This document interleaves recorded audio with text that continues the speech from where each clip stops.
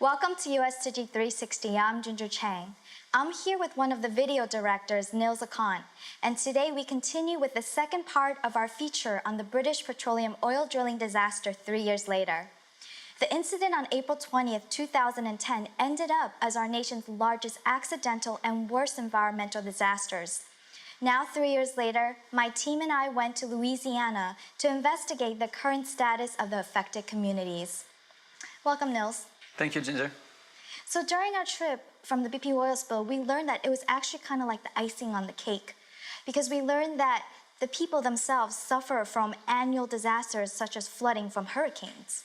Absolutely, they get the hurricanes every year, and they are used to it. You know, Katrina, of course, was one of the biggest, and some area we visited was really affected by Katrina. But yet they still get over it, and they start over again. And as you know, the hurricanes come every year, but they are really attached to the land, deeply attached to the land. That's why they don't leave. But with the BP oil spill, it was a different story for them. It was a different story, especially for the over 90,000 fishermen employed in the seafood industry in Louisiana.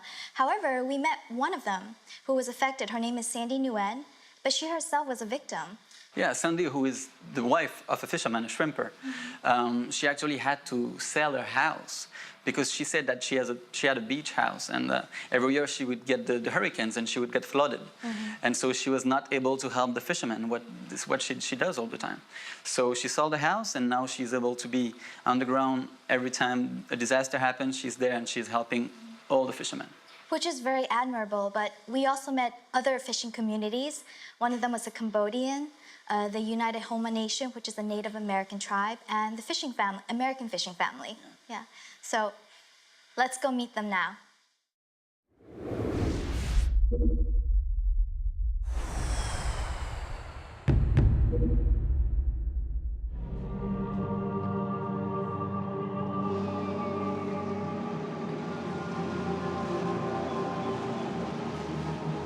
The most vulnerable group of business people I know that have always historically been taken advantage of is the commercial fishermen. I'm a fisherman. I love catching shrimp. I like to be out there. A lot of them can't speak English and can't read. Till the wheels fall off, I'm gonna keep trying to shrimp, you know? They don't think of fishing as a business. It's always been a way of life. A lot of fishermen left. You know, there used to be a lot more. Profit and loss, bank statements, business banking, the fishermen don't keep up with. My name is Pon Plork. I'm a commercial fisherman. I've been doing this since '97. After the oil spill, I went back to shrimping, doing the things that I love to do, and it got me concerned about the future. I seen everything that was on the water that shouldn't be there. That's why they rushed. One day they rushed 6 people to the hospital on the chopper because of the chemicals that was in the air. It was supposed to be a nice sunny day, and it was foggy.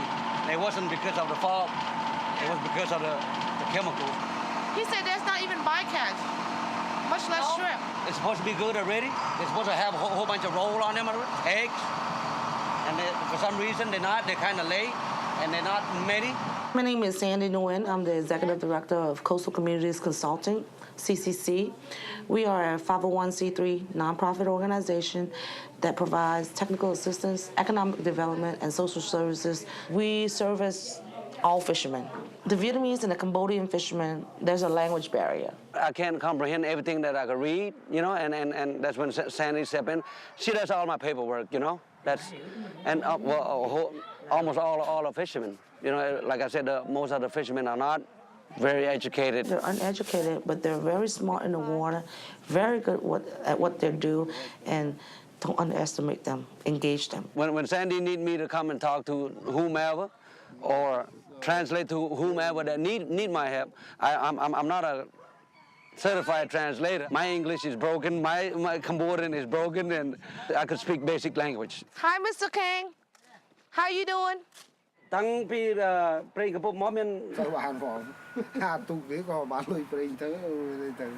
didn't do any better after the oil spill. But what he had been surviving on or building on, trying to upgrade his businesses with the settlement that he had. They lost a lot of money. They continue to suffer economically. mentally. It's not a hurricane where you can go borrow money or you can fix your boat and go right back out in the water and make money. Yeah, it's hard. It's real hard. But I have worked harder than that when I was younger during the communists, so that's nothing new to me. It's hard to tell you, to explain to you all this tragic that happened over here because as a kid, I went through starvation. So I'm pretty much always trying to move forward. So it's hard to tell you how I feel about the oil spill. I'm 45 years old. I got mileage on me, you know.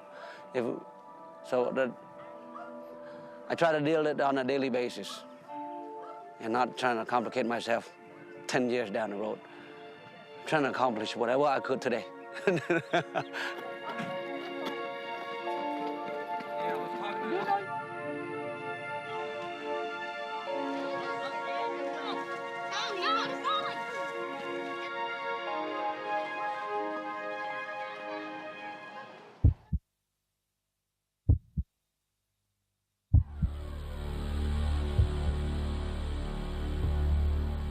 If you respect nature, you know, only take what you need from it and don't abuse it, it'll take care of you.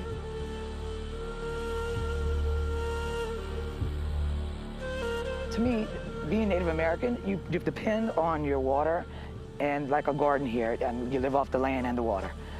We were taught to do that, you know, for generation after generation.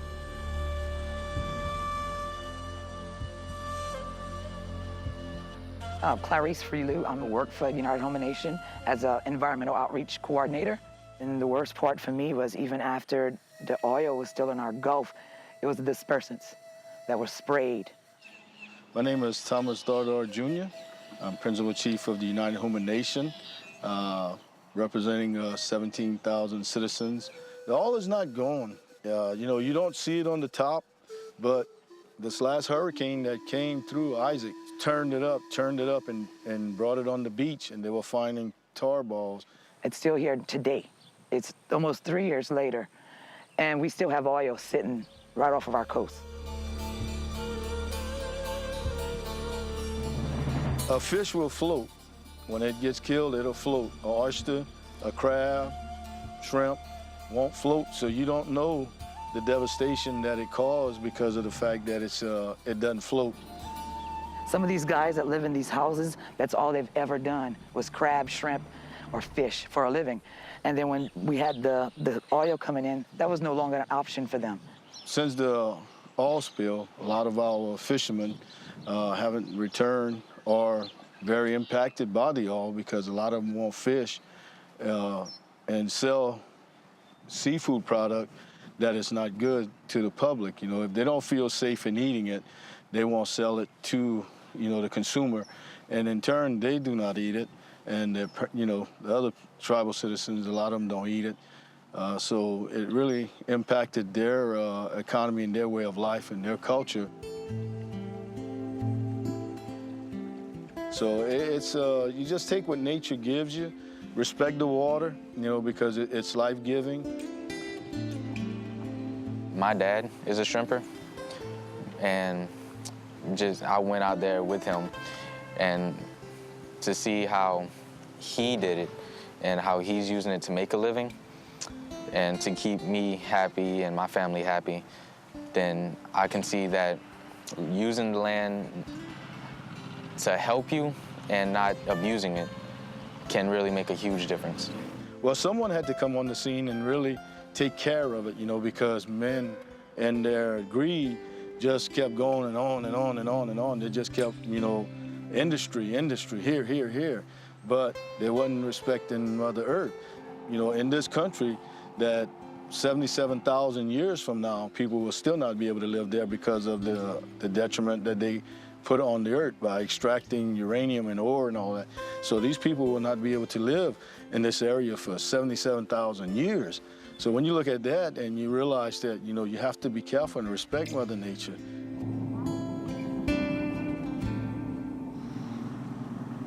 Mother Nature can't take its course. They tricked Mother Nature. They knew it was going to happen. Greed, money. People all fields were making big money. I was born a fisherman. It's in my blood. This is what I do. I've been fishing since I was a baby. Last year, I sold $800 worth of shrimp because where I shrimp at, there's no shrimp, compared to selling $80,000 worth of shrimp in a season, $120,000 worth of shrimp, to coming out here and not be able to make a penny. You know, that's kind of tough. It's kind of emotionally.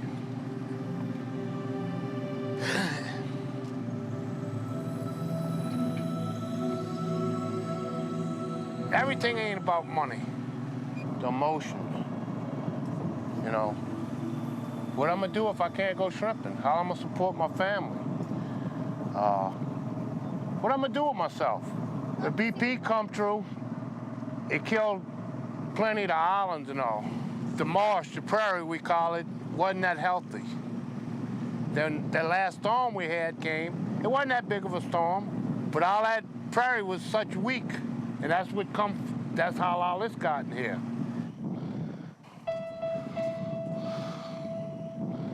That ain't supposed to be here. You can't work, you can't shrimp in that because you clog your nuts up. The government's supposed to be out here cleaning these canals up. They ain't never showed up yet. This was a bayou. This was navigational waterway. Now we stuck.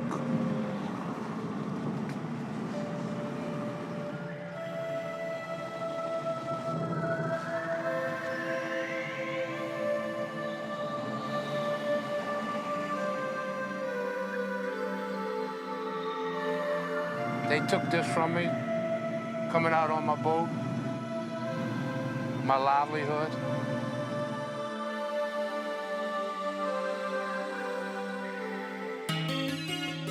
One key notion that's been brought up in the video we just saw is that we need to understand the situation in the Gulf Coast affects the whole nation because the people in the Gulf carry the infrastructure for the nation.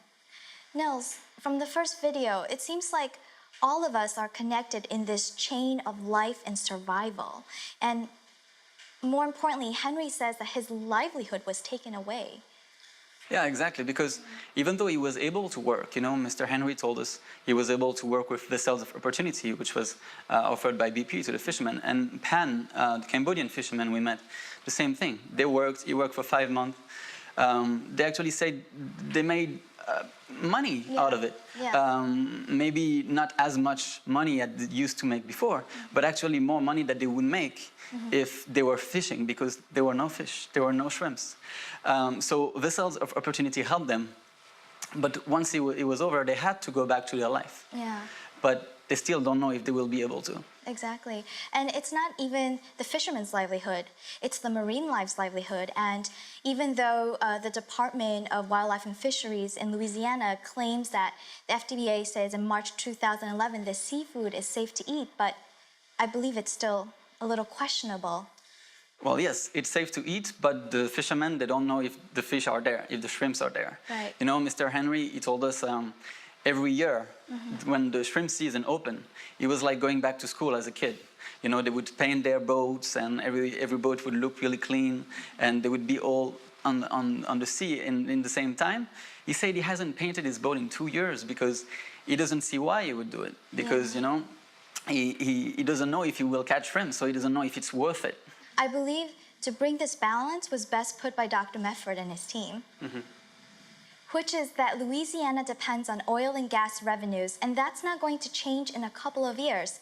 So what we need to be thinking about in the future is how we can benefit the economy and nature at the same time.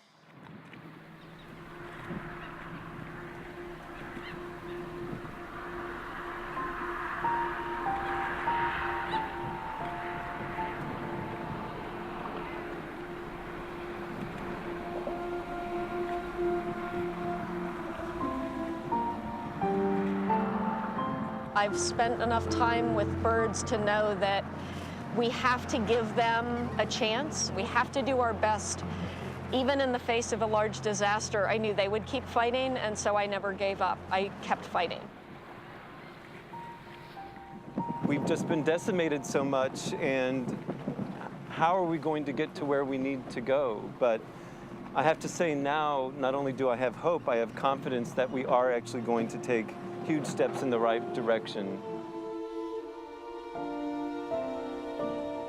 It was frustrating. It was challenging. I think we learned a lot from the experience as an environmental community.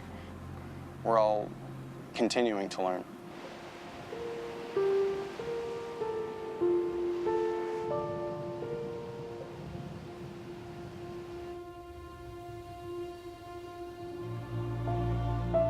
So right now we're on Elmers Island in Louisiana in southeast part of the state. And Elmers Island is one of the sites that was hit the hardest by oil during the BP spill, along with Grand Isle and some of the islands in Barataria Bay. 3 years after the spill, there are over 200 miles of oiled shoreline here.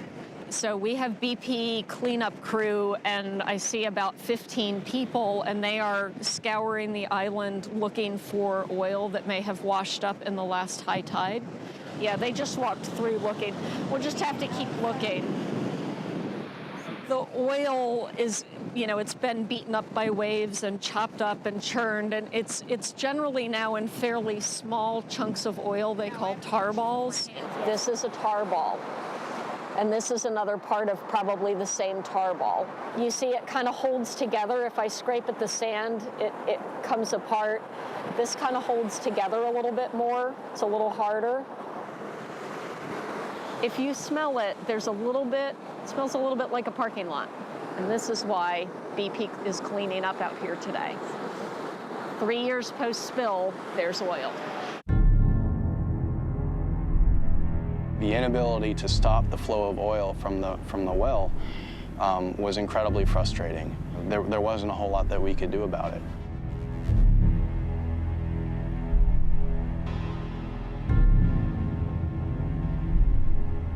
Even after 3 years, it can be very hard to assess the impacts of oil on birds.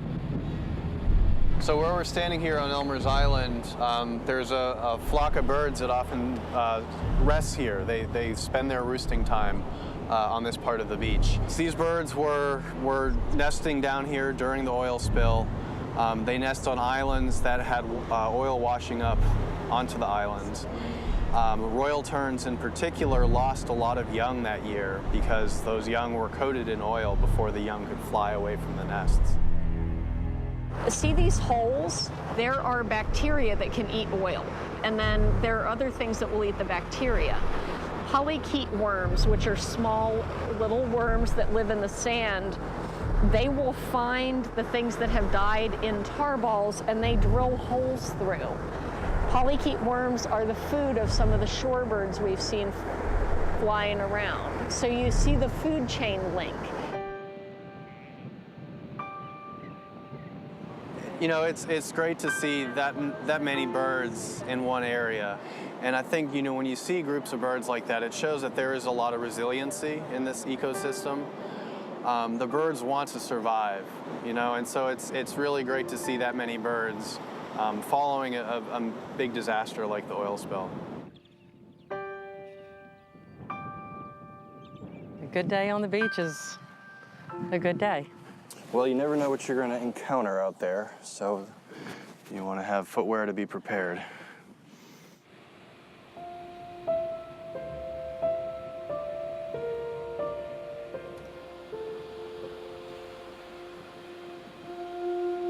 We developed a program to involve bird watchers, to involve citizen science, and collect data about birds that were being impacted by the oil spill. We drove to the other locks and to try to catch a couple of different birds, and it's endlessly fascinating what you can see when you're watching birds. You never know, for one thing, what's going to show up. It may just be a herring gull, but I'm not sure if the back is maybe dark. It's pretty far. With that database, it'll allow us to be able to track populations, so it gives us a better understanding of the distribution and the abundance of birds following the oil spill and how that might be changing. I bought this property specifically to birdwatch in Grand Isle. It was heartbreaking to watch that on television. These are birds that I'm so familiar with. You know, these are the birds in my backyard.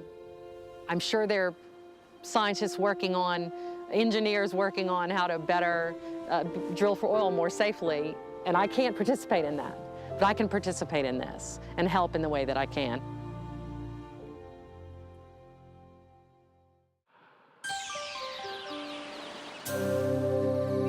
Right now we're going to put some shelters out on the beach for the baby terns.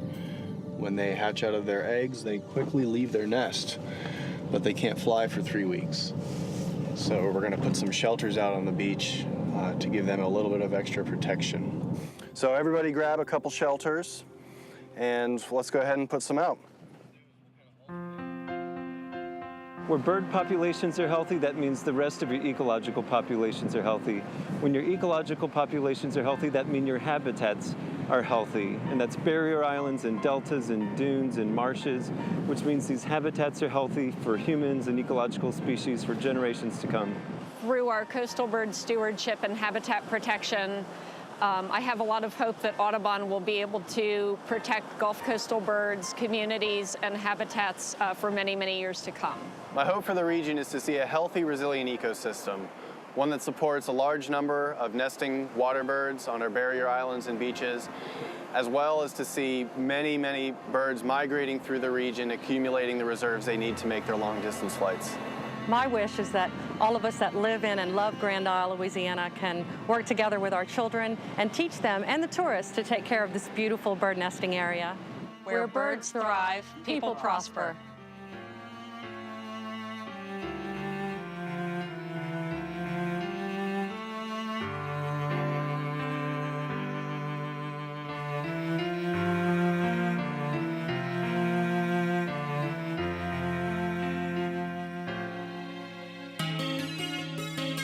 Ago, the world had wondered if life in Louisiana's south coast would be able to rebound.